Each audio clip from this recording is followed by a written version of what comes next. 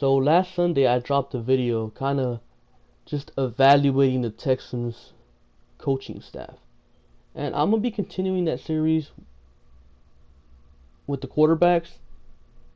And I'm going to do this for every position on the team. So the quarterbacks, we're going to start off with none other than Deshaun Watson. I mean, what can you say? The guy was well on his way to being Rookie of the Year. The guy was already entering MVP talks as a rookie. 19 passing touchdowns in 6.5 games. I mean, that's absurd. The rookie passing touchdown record is 26 touchdowns. Watson would have had, like, at the bare minimum, like 38.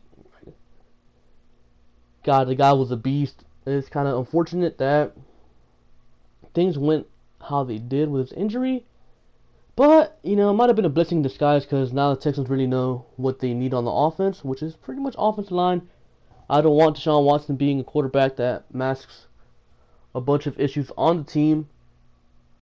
And the scary thing is about Deshaun Watson is he's a rookie. He made some rookie mistakes. Like, sometimes he would make a bad read, but he's a rookie. And sometimes he would make bad throws due to his footwork, most of the time throwing off his back foot. And as a result, he threw like 4 or 5 interceptions because of it. So, if he gets that fixed, man, Watson's going to be a monster. And then consider the fact that he didn't have the offseason to throw to DeAndre, to Fuller, to Braxton, to Ellington, to the tight ends. Yeah, he's going to be dangerous. Reports are coming out that he's way ahead of schedule. He's apparently going to be ready for OTAs. And, I mean, you can just tell, like, the injury is not that serious. I mean, the guy was walking around on the sideline the very next game. The guy was finished out practice. The guy has been seen dancing around. Like, yeah, like a lot of Texans haters, which is pretty much just Colts, Titans, and Jaguars fans are saying, oh, Deshaun's never going to be the same. Are you serious, dude? An ACL injury is nothing these days. Like, seriously. It's even to the point where a reconstructed ACL is more durable than a normal ACL. So, Deshaun Watson's never ever going to tear an ACL again. Deshaun Watson is not injury prone.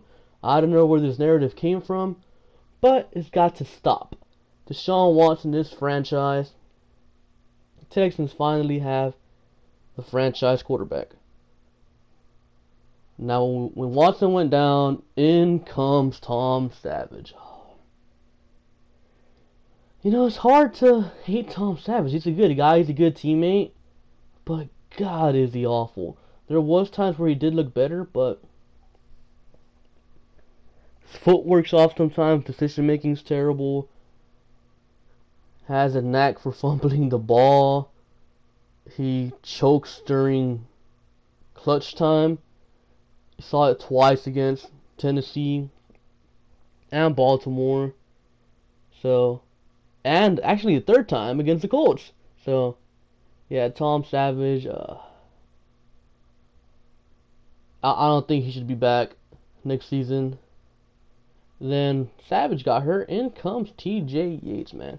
And T.J. Yates is a Texans legend, but usually he comes back and works a little magic on the team. But this time around, there was no magic at all. Yates was terrible, probably even worse than Savage.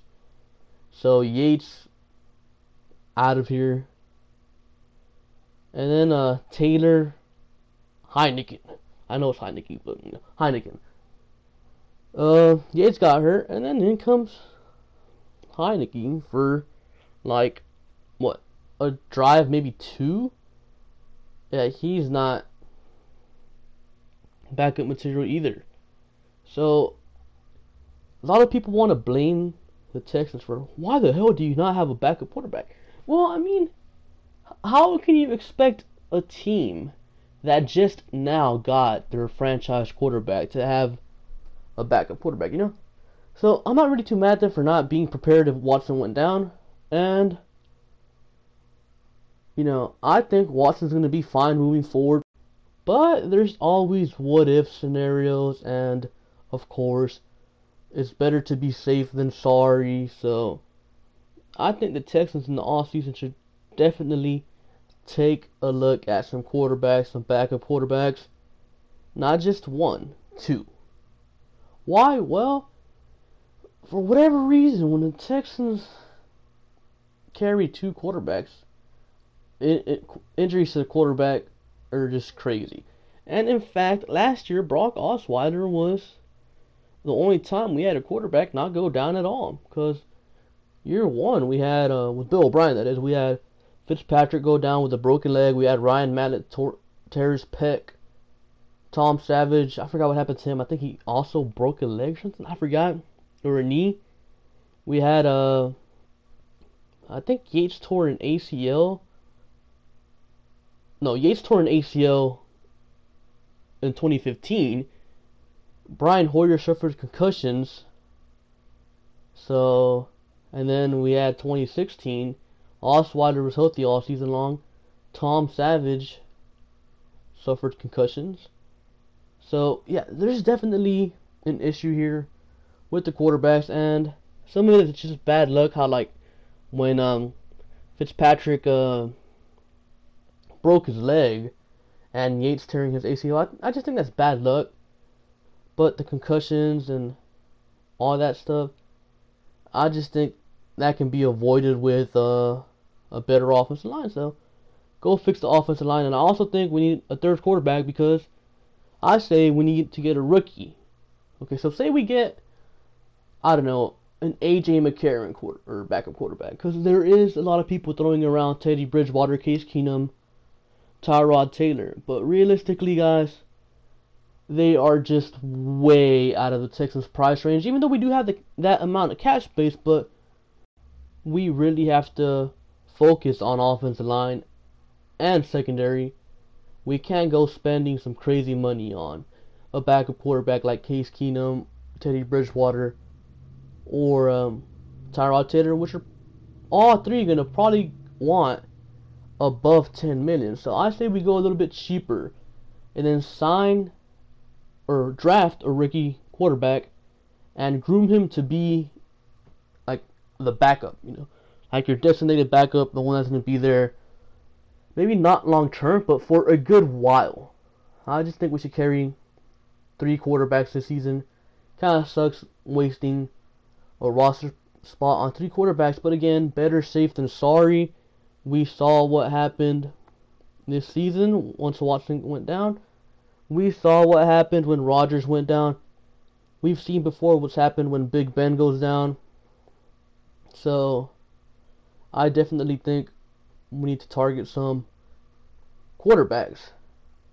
And I would prefer mobile quarterbacks, because I just think the state of the offensive line. We have Nick Martin and maybe Julian Davenport. Julian Davenport at this point is just wishful thinking.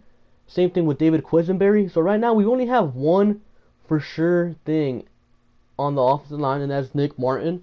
So we really have to get some quarterbacks that can pretty much run for their lives. I mean, that's pretty much what they're doing out there. So hopefully we're able to address the backup quarterback position, because right now it's just Watson and who else? I mean, everyone, Yates, Savage, and Heineken are all going to be free agents. So it's definitely something that needs to be addressed. And hopefully they don't keep Savage, because, yeah, it's going to be a death sentence for Savage if he ever has to go back in with this offensive line that they hopefully fix. Anyways, that's all I really have for you guys today. Make sure to comment, like, and subscribe. Follow me on Twitter at LSticky'sLair. Thank you for watching, and I'll catch you guys later. Peace.